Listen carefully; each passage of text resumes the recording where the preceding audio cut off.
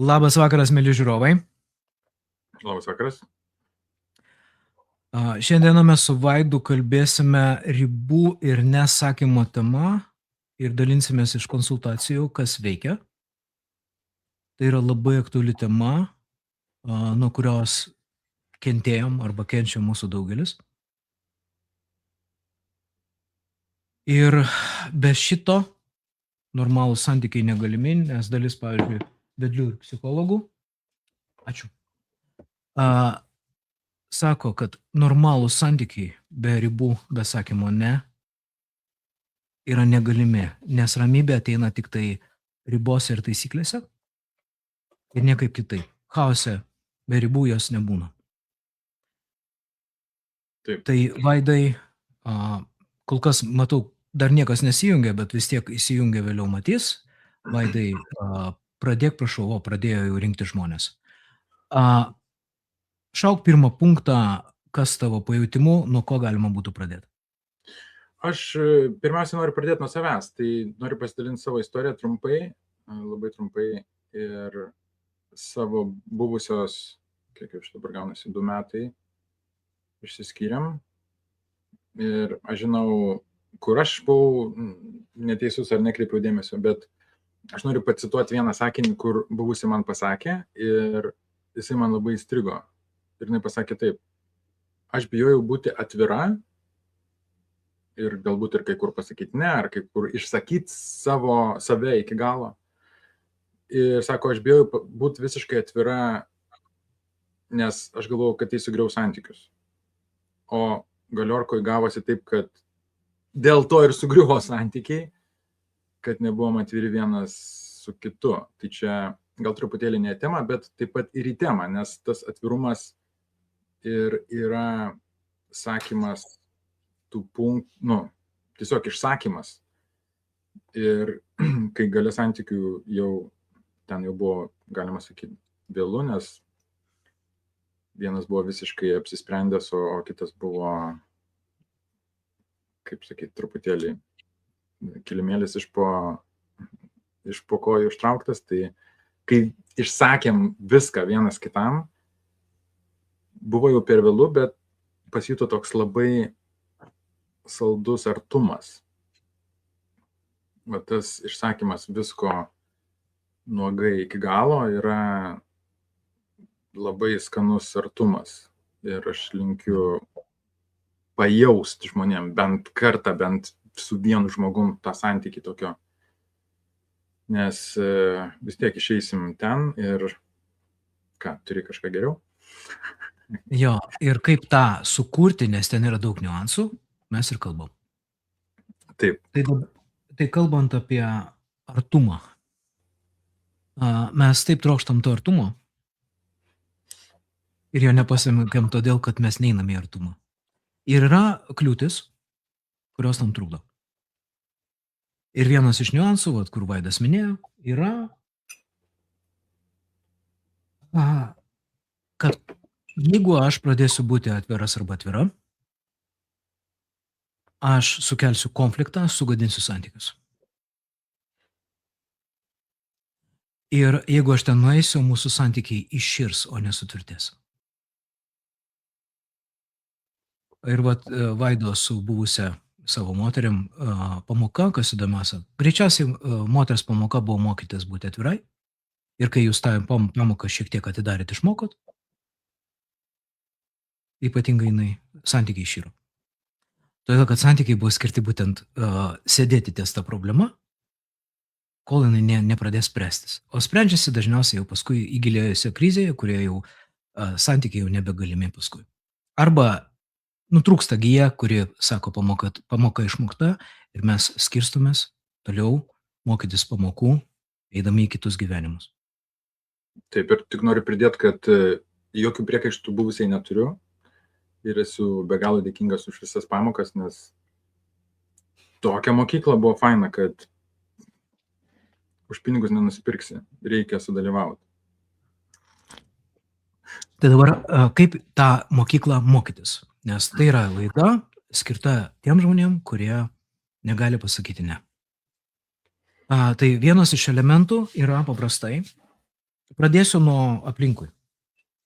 Mes paprastai negalim pasakyti ne ir nustatyti ribų, kai kitas žmogus yra reikšmingas. Pats svarbiausias žmogus pasaulyje. Ir mes, kadangi visi beveik ateinam į santykius ir papuolam į deficito iliuziją, kad tai yra vienintelis žmogus, kuris mane vargšelę pasirinko arba vargšelį. Ir jis ant tiek yra svarbus, kad jeigu aš su juo sugadinsiu santykius, nes aš einu į riziką, kai aš sakau ne, sakau, ko noriu, nubrėžiu ribas. Taip galimas konfliktas. Ir jeigu aš neduok dieve darau viską, kad nebūčiau paliktas, o kas tokį prastą arba tokią prastą ims, nes viena iš labai šlykščių temų mūsų gyvenime daugelio, aš esu prastas istorija. Aš nepakankamas. Kvazimodas. Ne, aš nepakankamas. Kvazimodas iš Notre Dame katedrai, taip, istorija. Ir daugelis mūsų jaučiasi, yra iliuzijoje nepakankami. Ir iš to nepakankamumo ir iš to varianto, kad tai yra vienintelė, mes turim didžiulę baimę atsidaryti, eiti gilį, nes ten yra rizika. Rizikai praeiti reikalinga įveikti baimę, reikalinga drąsa, reikalinga šviesa sąmonės. Tam reikia turėti energijos.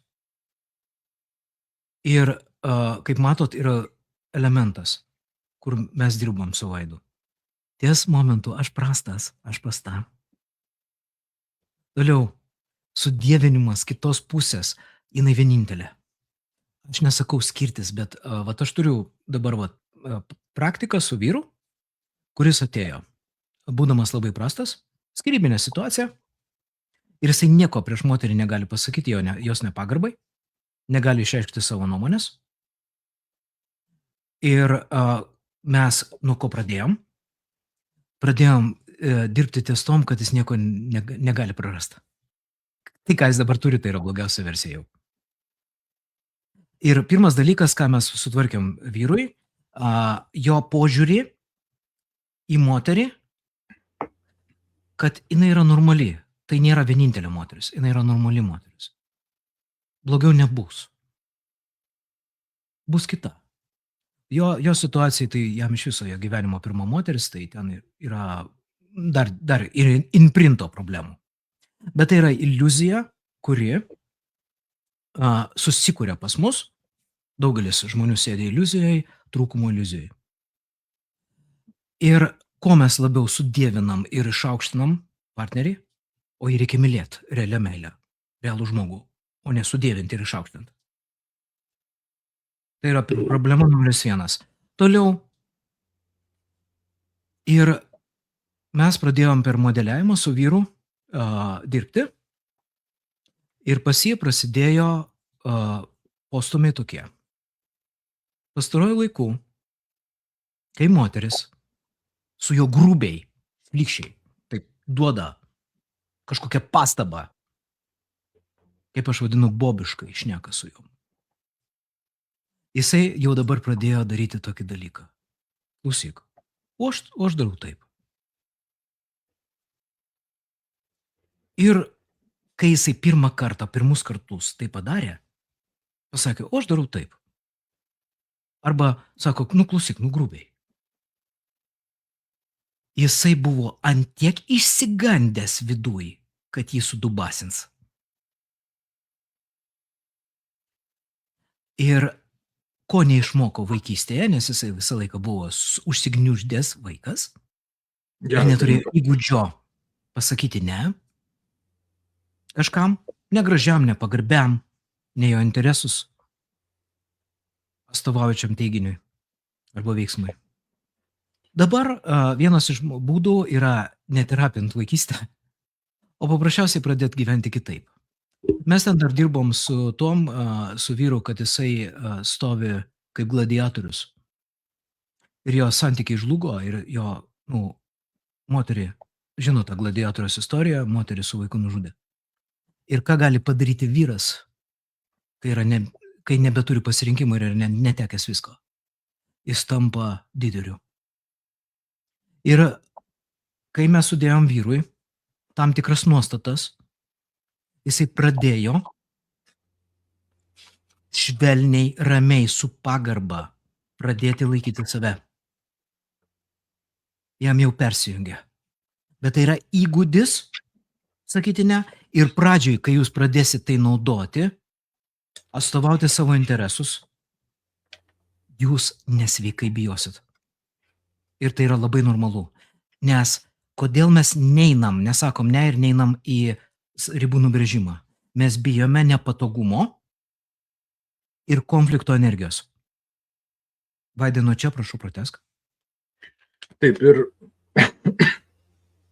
labai šitas, atrodo, vat kur prasideda šitas visas dalykas, o prasideda vaikystėje, kada vaikas išduoda save, galima taip sakyti, išduoda, kai nors tada neatrodo, kad išduoda ir su vaikišku protu jis tiesiog prisitaiko, o vyksta tai tuomet, kai tėvai sako, ar tas, kas augino, globėjai, sako, koks vaikas turėtų būti ir ką jis turėtų daryti ir ko nedaryti. Ir tada vietoj to, kad vaikas būtų savimi, jis tiesiog tampa tokiu patogiu, geru ir va iš čia gimsta geros mergaitės ir gero berniuko spektaklio herojai. Ir tada šitas geras berniukas ir gera mergaitė vaikystėje duoda rezultatą ir atrodo viskas gerai. Ir paauglystėje duoda rezultatą, nes reikia pritapti prie chebros, bet jau tada jau prasideda hierarchija ir suaugusių pasaulyje dar mažiau pradeda duoti rezultato, nes žmogus nori gauti iš gyvenimo tiesiog, kad būtų jo poreikiai patenkinti ir jis gauna va. Ir tada kažkaip ne taip ir tada vyrai tai užgeria ir užrūko, o moterys irgi užveipina serialai, skrolinimai, nagų lakavimai, procedūros ir visa kita. Tai va, iš kur ateina. Ir šitą susitvarkyti, galima taip pavadinti susitvarkyti, rekomenduoju, nesvarbu kokiu būdu, tiesiog eikit, ieškokit. Ir aš pavydžiu tiem, kurie neturi tiesiog kompleksų, turi tą tokį leidimą būti savim ir ant gyvenimo scenos jie groja pilnu 100%. Tai wow. Jo, Pavydžiu ir tas, jo. Ir dar kartą užakcentuosiu tą momentą. Aš prastas, todėl nevertas sprendimo, nevertas pasakyti ne. Nes jeigu aš esu niekas, tai su manim gali nesiskaityti. Ir čia aš pereinu prie sekančio punkto, kuris yra labai keistas ir labai šlykštus. Nepatikėsit, va tie, kurie mes turim va, šitą momentą, arba aš turėjau, tai yra puikybė. Pastebėkit tokį dalyką, aš nesikalbu, aš neduodu atgalinį ryšio, aš nesakau ne. Kodėl?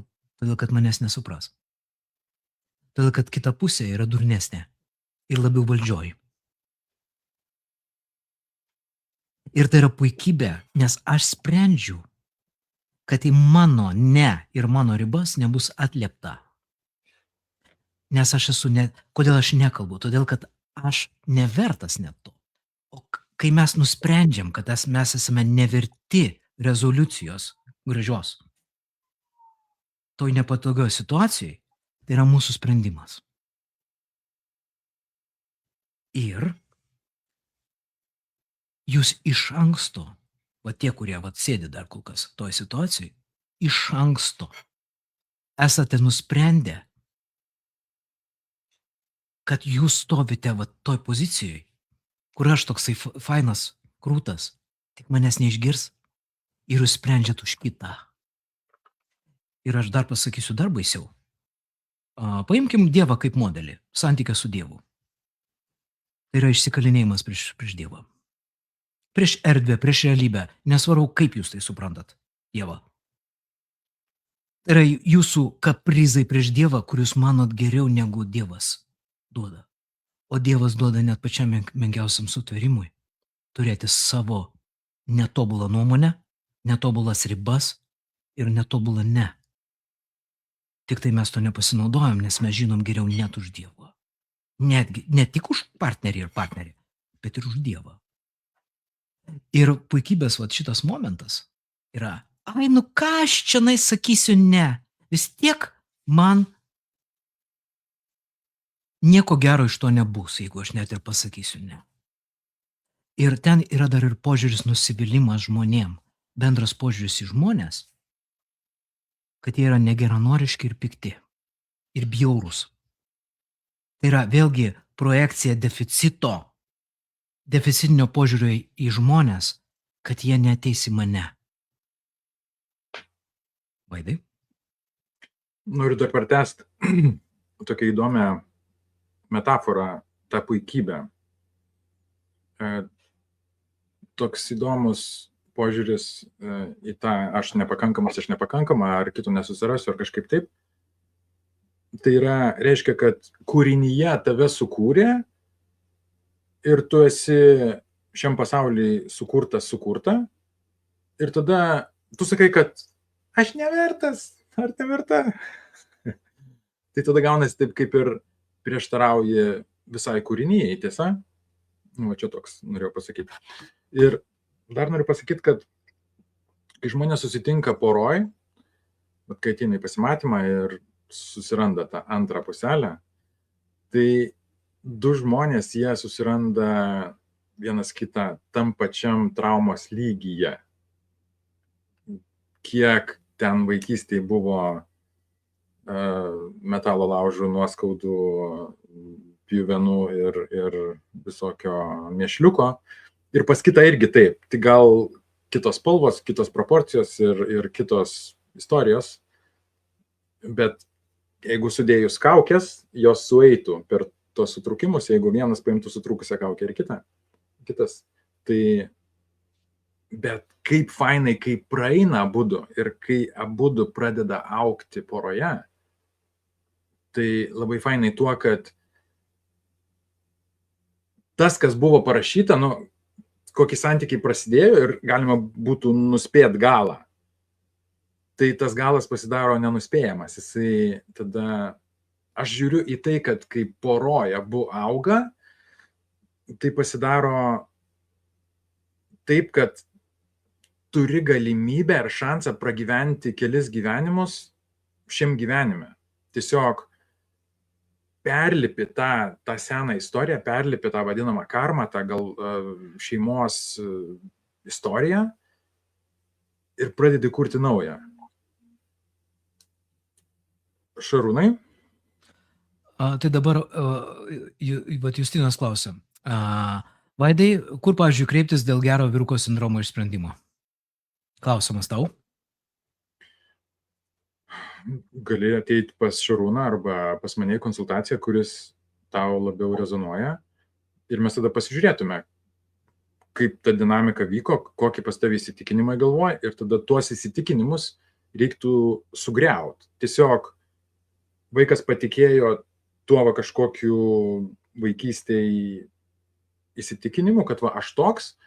Ir paradoksas tame, ar galima sakyti fenomenas tame, kad mes neatsimenam tų visų dalykų, mes atsimenam ten gal kažkokį prisiminimą, bet esmė, kad mes viską prisimenam tuo vaikišku protu, tą atsiminimą.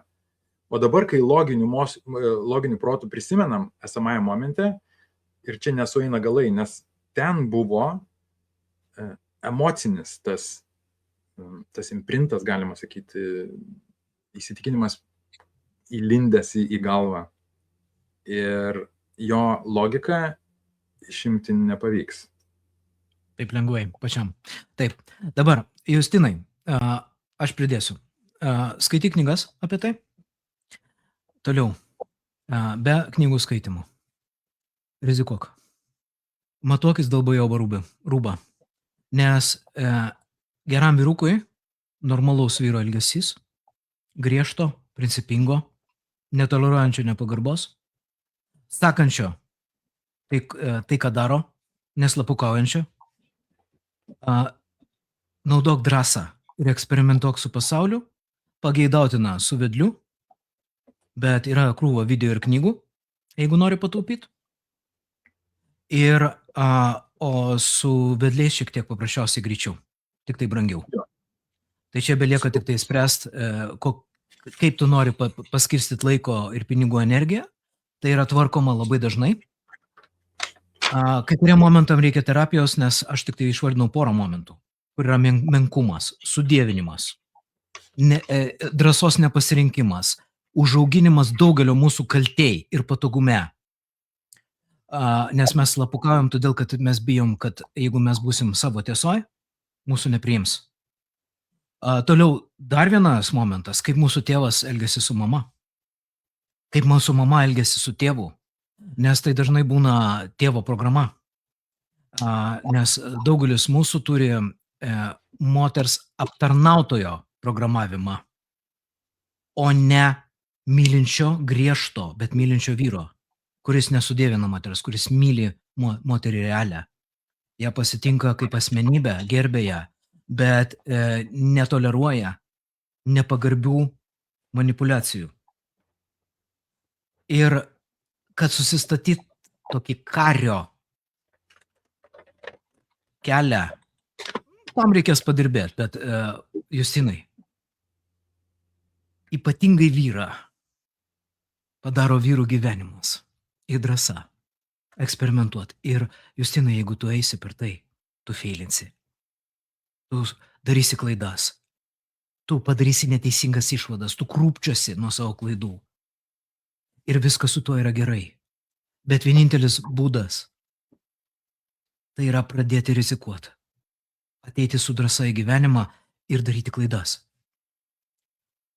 Vien tik tai užsipumpavimo neužteks, nes ten būna ir hierarchiniai elementai, kur, pavyzdžiui, aš dirbu su broliais, kur vienas iš jų yra geras berniukas.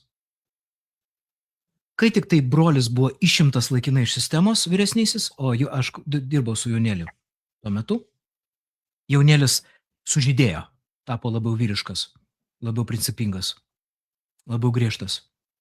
Ir jam labai patiko. Bet kai tik tai brolis grįžo, jis vėl nusėdo į lepūnėlio ir į bevalio vietą, kuris toksai, to vyro pliusas, kad yra gili dūšia, šiluma, bet šalia jisai norėjo dar gauti to tokio griežtumo savo rutinose ir savęs valdymo daugiau. Ir mes, pavyzdžiui, dirbom su hierarchija šeimos. Ir tik tai tas pasprendė, nes pirmą daviau technikas, jų jisai netaikė, būtų pritaikęs, gal būtų veikusias, bet mes tada perėjom prie kitą, per hierarchinį aspektą. Ir mes jį pakėlėm hierarchijoje šeimos iki brolio pavaduotojo. Ir tada tai pradėjo labiau veikti. Taip, kad Justinai, reikia aiškintis, kas būtent tau trukdo, bet iš tikro, nepaisant to, kad tu dirbtum metais, kad ir visą gyvenimą su trukdymais, nuo drąsos tavęs, Justinai, niekas neatleis. Ir nuo klaidų, ir nuo šlykščių praktikų, ir nuo šlykščių patirčių, nes ten reikia eiti ir jau iš suaugusio vyro perspektyvos pasitikrinti tai, kas nesuveikia tau kaip vaikui. Vaidai, imu dar kažkokią sutemą. Taip, dar noriu pradėti apie tą šeimos hierarchiją ir galbūt kažkam surezonuos, kad vaikystėje jūs statė į mamos arba tėvo rolę. Tai pavyzdžiui, man asmeniškai tai būdavo, mama sakydavo, tėvas nedaro, tai tu daryk. Ir aš kaip paauglys, kaip vaikas, eidavau daryti ir aš nežinojau, kad tai kažkaip negerai, ar blogai, ar gerai, tiesiog jau ir daryti. Ir tai va, bet kas tada vyksta? Tada šeimos hierarchijoje, jeigu vaikas pastatomas į, mergaitė pastatoma į mamos vietą, arba berniukas pastatomas į tėvo, tai tada tėvas arba mama yra išstumiama į vaiko poziciją. O kas vyksta su vaiku, vaikas paprasčiausiai, jis yra apvogtas vaikystės. ir jisai per greit suauga, bet tada tas atsirūksta vėliau santykiuose, nes jisai ieško mamos arba tėvo, priklausomai nuo lyties. Ir kaip susiformuoja pas vaiką va tokį, kuris įkišamas į hierarchiškai ne į tą rolę, kur jam turėtų būti. Jeigu jisai yra tėvo arba mamos roliai, jisai feilina, nes jis to negali atlikti. Negali to atlikti normaliai. Pamažu. Nes vaikas... Prašau, pratęsk, viskas gerai. Jo, iš pradžių santykiai, ta prasme, aistra, viską, ir esu turėjęs tokių klientų, kur antiek aistra, sako, nu tiesiog varo iš proto vienas kitą, ten jau išsiskyrė kelis kart buvo, bet vėl sulimpa, nes begalinė aistra. O kodėl? O todėl, kad turbūt ne kartą jau susitikę per gyvenimus, bet kas kliudo, va šitas, kad jisai buvo tėvas, o jinai tokia kaip mergaitė ir jisai negali jos paleisti, nes jeigu jisai ją paleis, tai jinai mirs ir ten prasmeks skradžiai žemę, nors tai nėra tiesa. Ir va šitas hierarchijos susimaišymas ir kainuoja nelaimingus santykius ir sudaužyta širdis. Jo, vaiko pabuvimas hierarchijoje netoj vietoj kainuoja vaikui pajautimą, kad jis yra feilas, visiškai prastas, nes vaikas negali būti tėvo arba mamos rolė šeimoje ir būti pavaduotoju. Jis turi matyti gerą pavyzdį savo tėvų, suaugusių tėvų, tada tas modelis iš viso gražiai persidoda ir tada mes tampam sveiki. O kitu atveju mes turim netgi vienas iš variantų feilą tokį. Tai va, Žygis sako, mūsų žodžiai surezonavo ir man šiuo metu gyvenime. Žygi, aš nežinau apie kurį vietą, bet džiaugiuosi, kad rezonuoja, kad svarbu. Pasidalinkit ir kiti arba užduokit klausimus, nes mes tada galim atsakyti taikliau į jūsų poreikius. Ir mes tada toliau tęsim. Tada toliau einam prie vis dėlto santykiuose ribų. Mes labai dažnai bijom konflikto energijos ir nepatogumo. Ir vienas iš būdų, ne tai. Prie to priprasti teks. Prie nepatogumo, nes mes vaikiškai vengiam nepatogumo. Ir tam nepatogume mes nedrįstam, kažkas įvyko su streamu, sekundėlę.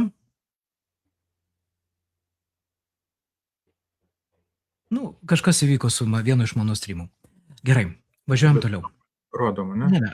Ne, rodom, bet vienas kanalas pas mane nusimušė kažkodėl taip. Pas mane irgi rodo, nieko tokio. Ir pas tave rodo, taip, kad kanalas nusimušė, taip? Jo. Vaidai,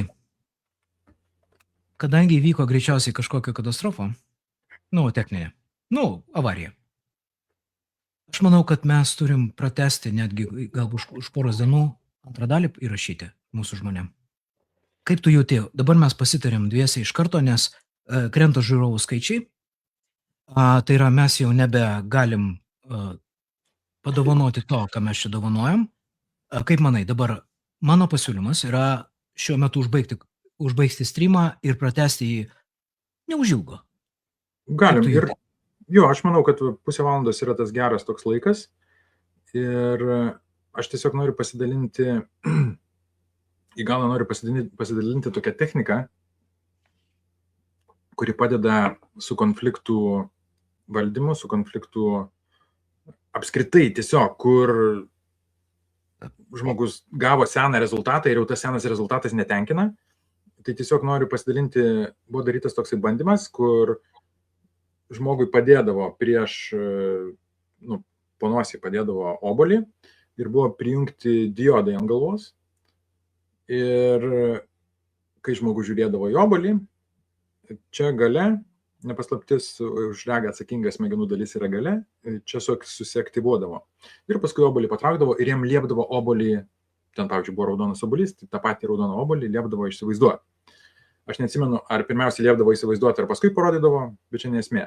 Ir kai liepdavo įsivaizduoti ir žmogus įsivaizduodavo, ta pati smegenų dalis aktyvuodavosi. Tai ką aš noriu pasakyti, kad kai bijot pasakyti ne, kai bijot išreikšti kažkokį dalyką, kai norit būti kitokia ar kitokiu santykiai ir tiesiog plėšo vidurius, kad jau laikas, jau norėtum tokia būti ar toks būti, tai tada tiesiog galite grįžti atgal į situaciją ir toj situacijoj, kurioj pasielgėt ne taip, kaip norėjot, galit pasielgti tiesiog įsivaizduoti tą situaciją ir pasielgti kitaip. Ir aš kviečiu susikurti 2-3 situacijas, 2-3 variantus ir tiesiog pasitreniruoti praeities prisiminime, turėti 2-3 variantus, kaip galėjai iš tikrųjų pasielgti.